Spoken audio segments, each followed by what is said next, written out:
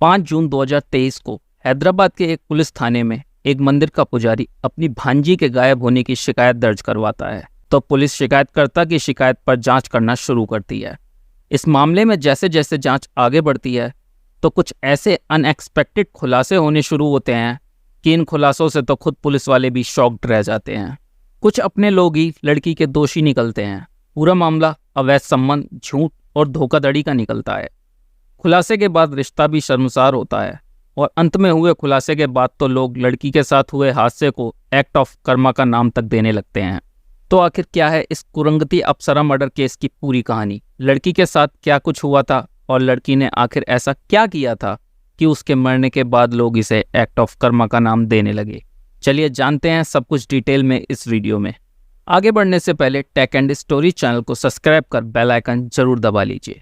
दोस्तों, जैसा कि हमने बताया, यह मामला पहली बार 5 जून 2023 को पुलिस के सामने आता है। हैदराबाद के Rajiv Gandhi international airport police station के पुलिस अधिकारी जब अपने अपने काम में बिजी थे तभी शरीर पर सफ़ेद वस्त्र धारण किए और माथे पर तिलक लगाए एक व्यक्ति थाने के अंदर दाखिल होता है। पुलिस वालों को ये व्यक्ति अपना नाम अय्यागिरी साईं कृष्णा बताता है। इसकी उम्र 36 साल थी। पुलिस वालों के सामने अय्यागिरी बताता है कि 2 दिन पहले यानी 3 जून की रात को शमशाबाद इलाके में मैंने अपनी 30 साल की भांजी कुरंगती अप्सरा को अपनी कार से ड्रॉप किया था। उसे अपने दोस्तों से मिलने के लिए भद्रांचलम जाना था, तो मैं अपनी भांजी को वहां ड्रॉप करके अपने घर चला गया। उसके थोड़ी ही देर बाद जब भांजी के मोबाइल पर फ़ोन करने का प्रयास किया तो उसका मोबाइल स्विच ऑफ आने लगा। यहाँ तक कि काफ़ी इंतजार के बाद भी उसका मोबाइल स्विच ऑन नहीं हुआ। कई दोस्तों से भी उसके बारे में जानकारी लेने की कोशिश की, मगर उसके दोस्तों ने भी बताया कि अप्सरा के बारे में उनके पास कोई जानकारी नहीं है। पुलिस के सामने अय्यागिरी साईं कृष्णा खुद को हैदराबाद के सरूर नगर इलाके के एक मंदिर का पुजारी बताता है। मामला एक लड़की के गायब होने का था, इसलिए पुलिस वाले भी तुरंत हरकत में आ जाते हैं और मामला दर्ज होते ही जांच पड़ताल शुरू की जाती है। पुलिस के सामने अय्यागिरी ने बयान दिया था कि आखिरी बार अप्सरा उसी के साथ कार में बाहर गई थी, इसलिए पुलिस वाले इस बात को कंफर्म करने के लिए अप्सरा की मां से सबसे पहले मिलते हैं और उनसे पूछते हैं कि क्या आखिरी बार आपकी बेटी अप्सरा अय्यागिरी के साथ ही बाहर गई थी? अप्सरा की मां पुलिस वालों की बात पर सहमति जताती है। जैसा कि पहले अय्यागिरी ने बयान दिया था कि 3 जून की रात को उसने ही अपनी भांजी को शमशाबाद के एक लोकेशन पर ड्रॉप किया था।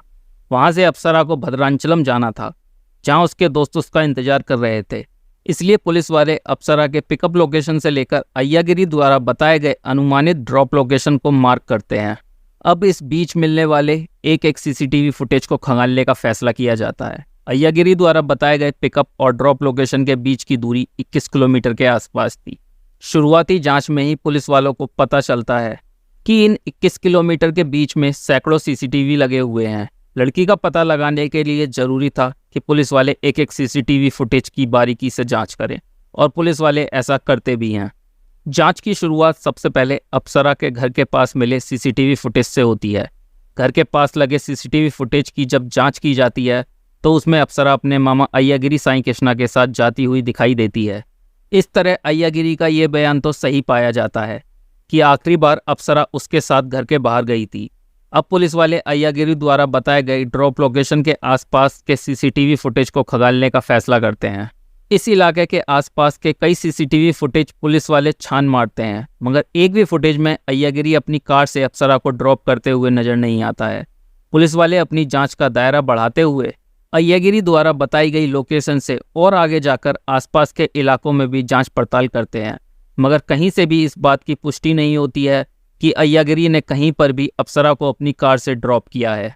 जब कहीं से भी पुलिस वालों को अप्सरा के ड्रॉप लोकेशन के बारे में जानकारी नहीं मिलती है तो पुलिस वाले एक बार फिर से अय्यागिरी से ही पूछताछ करने का फैसला करते हैं। जब इस मामले में दोबारा से अय्यागिरी से पूछताछ की शुरुआत होती है तो पुलिस के सामने वो हड़बड़ा सा जाता है और अब दूसरी ड्रॉप लोकेशन के बारे में बताने लगता है। मतलब कि अय्यागिरी ने अपना बयान बदलना शुरू कर दिया था।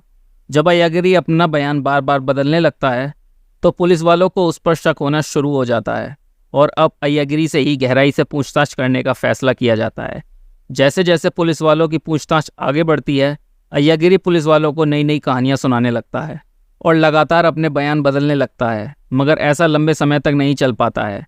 क्योंकि पुलिस वाले जब सच उगलवाने का अपना तरीका अपनाना शुरू करते हैं तो अय्यागिरी सब कुछ सच बताना शुरू कर देता है। पुलिस के सामने जब अय्यागिरी मामले की सच्चाई बताता है तो हर कोई शॉक्ड रह जाता है। अय्यागिरी पुलिस वालों को बताता है कि उसने अपनी भांजी अप्सरा को कहीं भी ड्रॉप नहीं किया था, बल्कि उसने उसे मार दिया है। पुलिस वालों के सामने अय्यागिरी बयान देता है कि 3 जून की रात को घूमने जाने के बहाने से अपनी भांजी अप्सरा को वो अपनी कार में बिठाता है। फिर वो उसे शमशाबाद के एक बेहद ही सुनसान इलाके में पहाड़ी के ऊपर लेकर चला जाता है।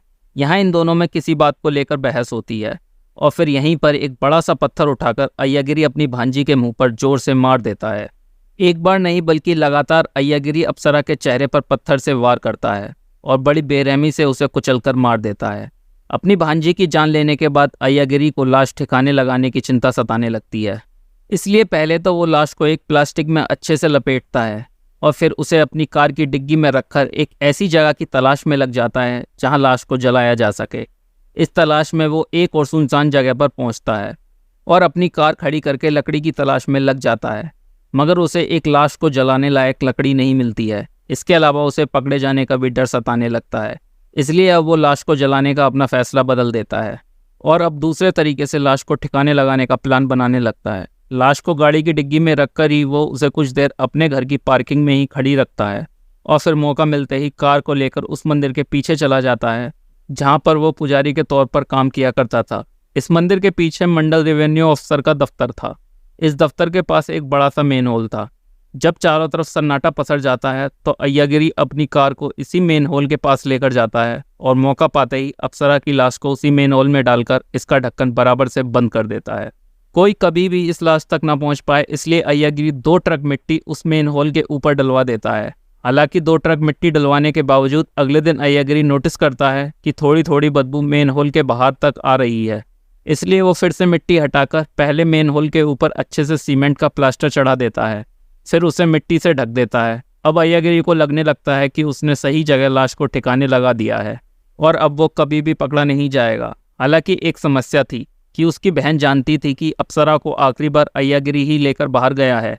ऐसे में वो पुलिस से शिकायत कर सकती थी, इसलिए किसी को शक ना हो, इसलिए अय्यागिरी खुद ही पुलिस के पास जाकर अपनी भांजी के गायब होने की शिकायत दर्ज करवा देता है। मगर उसकी ये चालाकी काम नहीं आती है और पुलिस के सामने उसका झूठ पकड़ा जाता है। अब पुलिस वाले हत्या के मोटिव के बारे में पता लगाने का फैसला करते हैं। जब पुलिस वाले अय्यागिरी से हत्या के कारण के बारे में जानने की कोशिश करते हैं तो अय्यागिरी कुछ और चौंका देने वाला खुलासा करता है। अय्यागिरी के खुलासे के मुताबिक अप्सरा और अय्यागिरी पिछले काफ़ी समय से एक दूसरे के साथ रिलेशनशिप में थे। दोनों एक दूसरे से प्यार करते थे। देखते ही देखते दोनों का प्यार इतना ज़्यादा बढ़ जाता है कि दोनों एक दूसरे के बेहद ही करीब आ जाते हैं और फिर एक दिन उसे पता चलता है कि अप्सरा गर्भवती हो गई है। प्रेग्नेंट होने की बात जब सामने आती है तो अप्सरा अय्यागिरी पर दबाव बनाने लगती है कि अब ऐसा नहीं चलेगा, बल्कि जितनी जल्दी हो सके तुम मुझसे शादी कर लो। मगर अय्यागिरी के सामने समस्या ये थी कि उसकी शादी कई साल पहले ही किसी दूसरी लड़की से हो चुकी थी और उसके 2 बच्चे भी थे। ये बात अप्सरा भी जानती थी, इसलिए वो लगातार अप्सरा को समझाने की कोशिश करता है। इस पर अप्सरा कहती है कि तुम अपनी पत्नी को छोड़ दो और मुझसे शादी कर लो, क्योंकि अप्सरा और अय्यागिरी का पहले से ही एक रिश्ता था। इसलिए अप्सरा के लाख जिद के बावजूद अय्यागिरी शादी के लिए मना करता रहता है। इस बीच अय्यागिरी के समझाने पर अप्सरा अपना अबॉर्शन भी करवा लेती है। अबॉर्शन के बाद भी वह लगातार शादी के लिए अय्यागिरी पर दबाव बनाती रहती है। इसी के बाद अय्यागिरी खौफनाक प्लान बनाना शुरू करता है और फिर 3 जून की रात आखिरी बार लॉन्ग ड्राइव के बहाने अप्सरा को लेकर घर से बाहर निकलता है। फिर उसे एक पहाड़ी पर ले जाता है। यहाँ वह उसे समझाने की कोशिश करता है कि वह चाहकर भी उससे शादी नहीं कर सकता है, मगर यहाँ भी अप्सरा कुछ समझने के लिए तैयार नहीं होती है। अय्यागिरी के मुताबिक जब अप्सरा किसी भी तरीके से समझने के लिए राजी नहीं होती है तो वह एक बड़ा सा पत्थर उठाकर अप्सरा के चेहरे पर मार देता है और फिर वह लगातार हमले करके तब तक अप्सरा को मारता है जब तक कि उसे अप्सरा के मरने का यकीन नहीं हो जाता है। इस खुलासे के बाद अय्यागिरी को गिरफ्तार करते हुए पुलिस कस्टडी में भेज दिया जाता है। पुलिस जांच में अय्यागिरी का इंटरनेट सर्च हिस्ट्री भी सामने आता है, जिससे पता चलता है कि उसने अप्सरा की हत्या करने से पहले इंटरनेट पर सर्च किया था how to kill human being.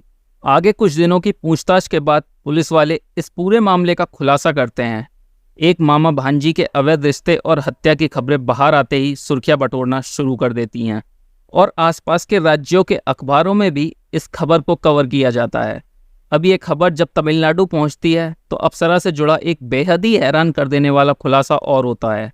दरअसल जब ये खबर मीडिया के जरिए तमिलनाडु में रहने वाली धनलक्ष्मी नाम की महिला तक पहुंचती है तो वो मीडिया वालों के सामने एक चौंका देने वाला खुलासा और करती हैं। दरअसल वो बताती हैं कि अय्यागिरी ने जिस लड़की कुरुंगुती अप्सरा की हत्या की है वो उसकी बहू है और इस बहू के चलते ही उसके बेटे ने अपनी जीवन लीला खुद ही समाप्त कर ली थी।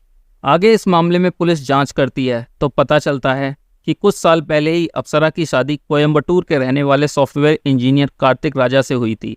कार्तिक राजा एक बड़ी कंपनी में काम करता था जहां उसे सैलरी के तौर पर अच्छा खासा पैसा मिल रहा था। कार्तिक की मां के अनुसार शादी के बाद अप्सरा की मां अरुणा भी अपनी बेटी के यहाँ रहने चली आती हैं। अब दोनों माँ बेटी मिलकर उनके बेटे कार्तिक के पैसों पर ऐश करना शुरू कर देती हैं। ये लोग आए दिन 5 स्टार होटल में जाकर खाना खाने लगते हैं। रोजाना कार्तिक पर शॉपिंग करवाने का दबाव बनाने लगते हैं। इसके अलावा अप्सरा और उसकी मां कार्तिक के पैसों से हमेशा महंगी महंगी ज्वेलरी खरीदना शुरू कर देती हैं। ये बात सच थी कि कार्तिक अच्छा पैसा कमा रहा था, मगर जब कार्तिक की बीवी और सासू मां बेतहाशा पैसा खर्च करने लगती हैं तो कार्तिक की भी आर्थिक स्थिति गड़बड़ा जाती है और वो अपनी सासू मां और बीवी के शौक को पूरा करने के लिए 25 लाख का लोन ले लेता है। कार्तिक की मां के अनुसार दोनों मिलकर कार्तिक का ये पैसा भी खत्म कर देते हैं।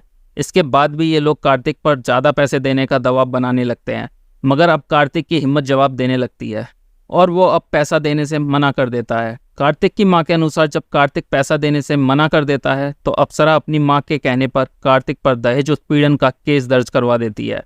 केस दर्ज होते ही पुलिस वाले कार्तिक को गिरफ्तार कर लेते हैं, फिर उसे जेल में डाल दिया जाता है। 15 दिन बाद बेल मिलने के बाद जब कार्तिक जेल से बाहर आता है तो समाज में उसे काफ़ी ताने सुनने को मिलते हैं। इस शर्मिंदगी की वजह से कार्तिक एक दिन अपने हाथों से ही अपनी जीवन लीला समाप्त कर लेता है।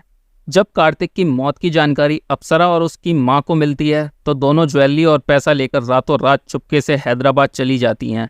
कोई भी इन दोनों से संपर्क न कर पाए इसलिए दोनों अपना पुराना सिम भी बंद करवाकर नया नंबर ले लेते हैं। अब यहीं हैदराबाद में रहते हुए अय्यागिरी और अप्सरा की नज़दीकियाँ बढ़ती हैं और फिर ये नज़दीकियाँ बढ़ते बढ़ते अप्सरा की मौत पर जाकर ख़त्म होती हैं।